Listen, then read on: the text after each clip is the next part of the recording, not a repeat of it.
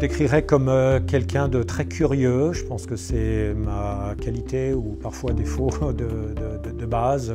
Je suis quelqu'un aussi de très nomade, quelqu'un aussi qui aime bien avoir une double vie, une vie d'investisseur dans le domaine de la technologie et puis une vie d'aventurier, d'explorateur.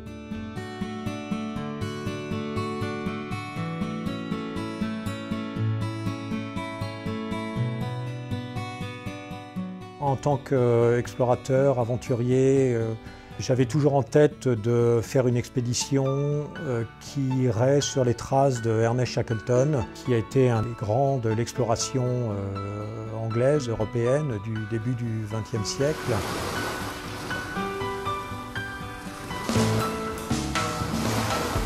Je me suis dit qu'il y aurait quelque chose à faire, notamment sur un plan scientifique, dans le domaine de l'eau. L'expédition a eu lieu en octobre-novembre 2014. On a constitué un groupe de 9 personnes, y compris moi-même, 4 Français, 4 Anglais.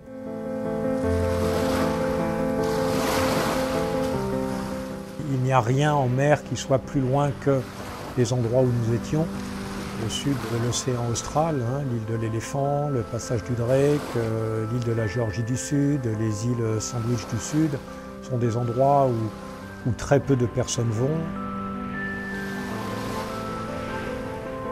95% du temps, c'est du mauvais temps, c'est des mers déchaînées. Le risque d'accident grave existe parce qu'on est loin de tout. La surprise la plus extrême, sans doute, a été pendant la traversée de la Géorgie du Sud. On a été surpris par des vents de l'ordre de 150 km/h, des rafales vraiment épouvantables, qui nous ont obligés de faire un camp très rapidement dans des conditions très difficiles, de construire un mur de blocs de glace pour se protéger du vent.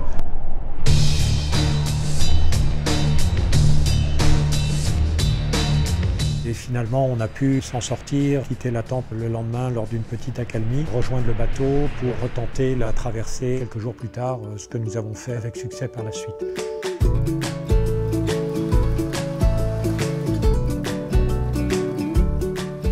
Se retrouver sur une plage au milieu de 300 000 manchots royaux, de milliers de phoques à fourrure et éléphants de mer, ce sont des expériences absolument incroyables, de beauté, de force.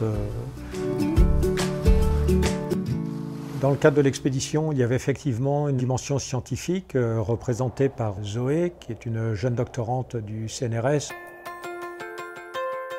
Comme dans toutes les expéditions que j'ai montées ces 20 dernières années, il y a toujours une dimension scientifique qui me tient à cœur et qui est très utile pour diffuser cette connaissance, faire de la vulgarisation et plus que de la vulgarisation sur ce qui se passe dans ces régions du monde. Le programme lui-même a consisté à déployer 11 bouées, 7 bouées de surface et 4 profileurs de profondeur. Les profileurs, eux, sont des grosses bouées tubulaires d'1,50 m de long qui plongent à 2000 mètres de profondeur pour remonter ensuite doucement, en l'espace de quelques heures, à la surface, tout en mesurant température, salinité et pression. Et ces données sont collectées sur le réseau Argo et mises à la disposition en mode open source à la communauté scientifique.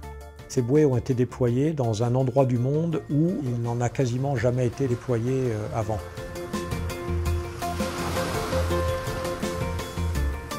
Soprasteria, c'est un groupe global qui a bien compris également que l'eau était un sujet global, mondial. Ce qui se passe dans les zones polaires a une importance sur le reste du monde.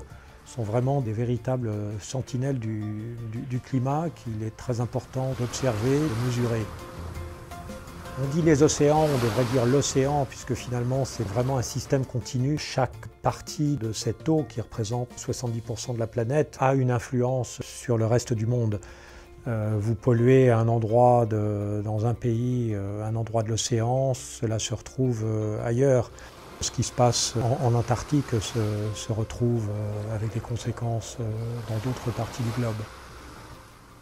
Malheureusement, l'urgence existe depuis des années maintenant, en considérant que COP21, Paris Climat 2015, est vraiment le sommet de la dernière chance.